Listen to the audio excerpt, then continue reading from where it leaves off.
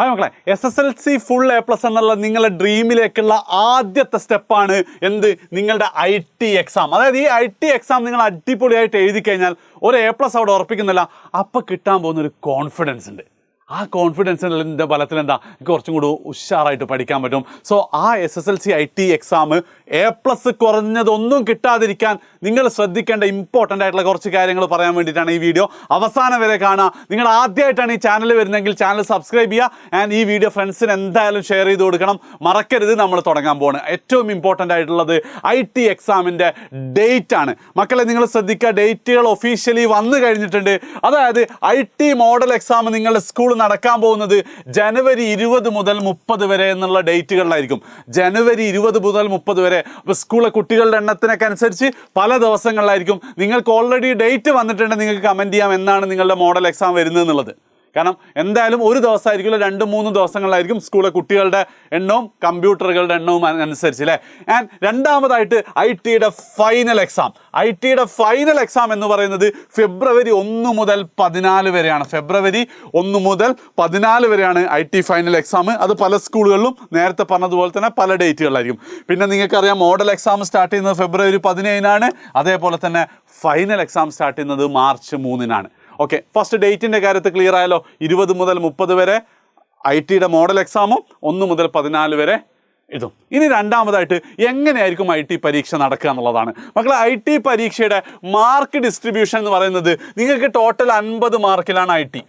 Okay, അതിൽ 28 മാർക്കും നിങ്ങൾക്ക് പ്രാക്ടിക്കലാണ്. നിങ്ങൾ കമ്പ്യൂട്ടറിൻ്റെ മുന്നിൽ ക്വസ്റ്റ്യൻസ് ചെയ്ത് കാണിക്കലാണ് first 28 mark.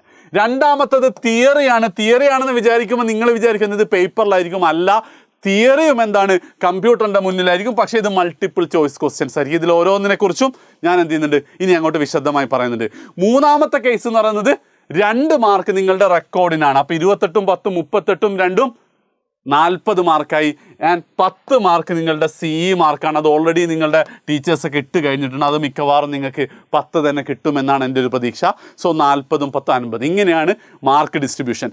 28 mark practical, 10 mark theory, 2 mark record, 10 mark CE. Total 50 മാർക്കിനായിരിക്കും IT. And ഈ 50 മാർക്കിൽ 45 മാർക്ക് കിട്ടിയാലാണ് നിങ്ങൾക്ക് A+ കിട്ടുക. പ്രത്യേകം ശ്രദ്ധിക്കണം, നിങ്ങൾക്ക് ഇതിലൊക്കെ കൂടെ നഷ്ടപ്പെടാൻ പറ്റുന്നത് ആകെയുള്ളത് 5 മാർക്ക് മാത്രമാണ്.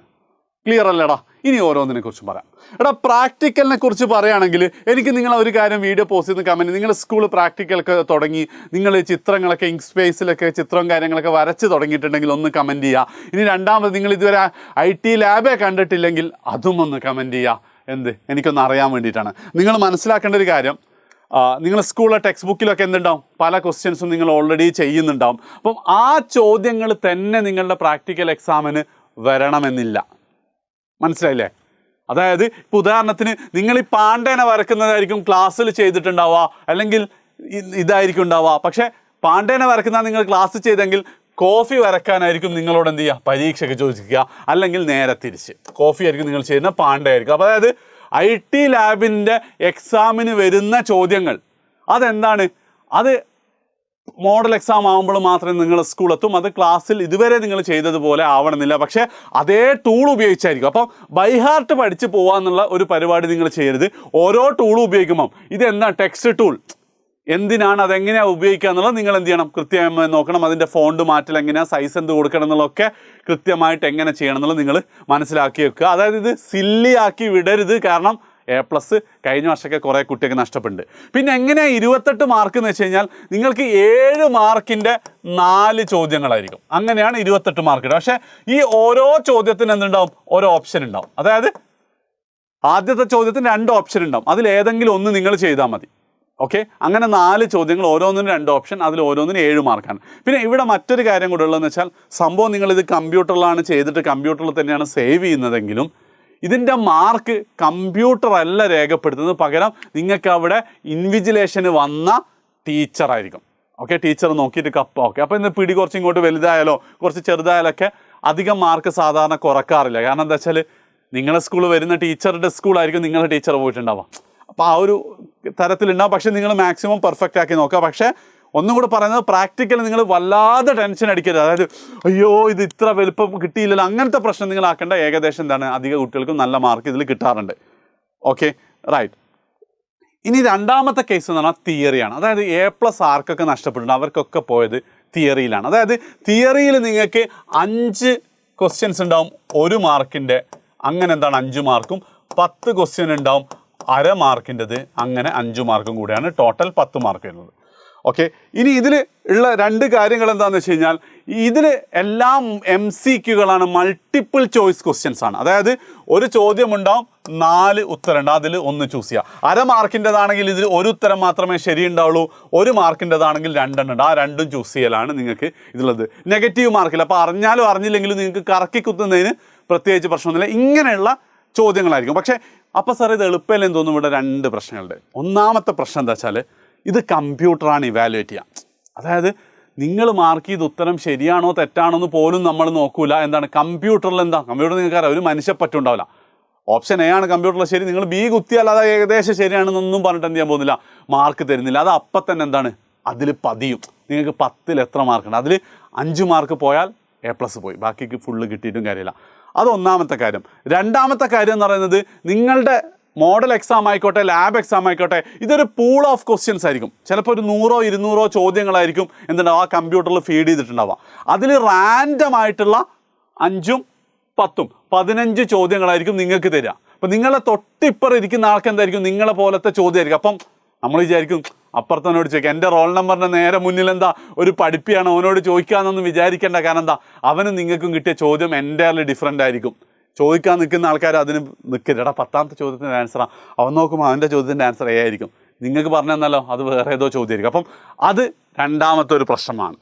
ഓക്കെ, ആൻഡ് ഇതിൻ്റെ മറ്റൊരു കാര്യം എന്ന് പറഞ്ഞാൽ, സാധാരണയായിട്ട് മോഡൽ എക്സാമിലൊക്കെ മോഡൽ എക്സാമിന് ചോദിച്ച മിക്ക ചോദ്യങ്ങളും തന്നെയാണ് ഫൈനൽ എക്സാമിനും ചോദിക്കാം. അതായത് നിങ്ങൾക്ക് ചോദിച്ച അതേ ചോദ്യമല്ല.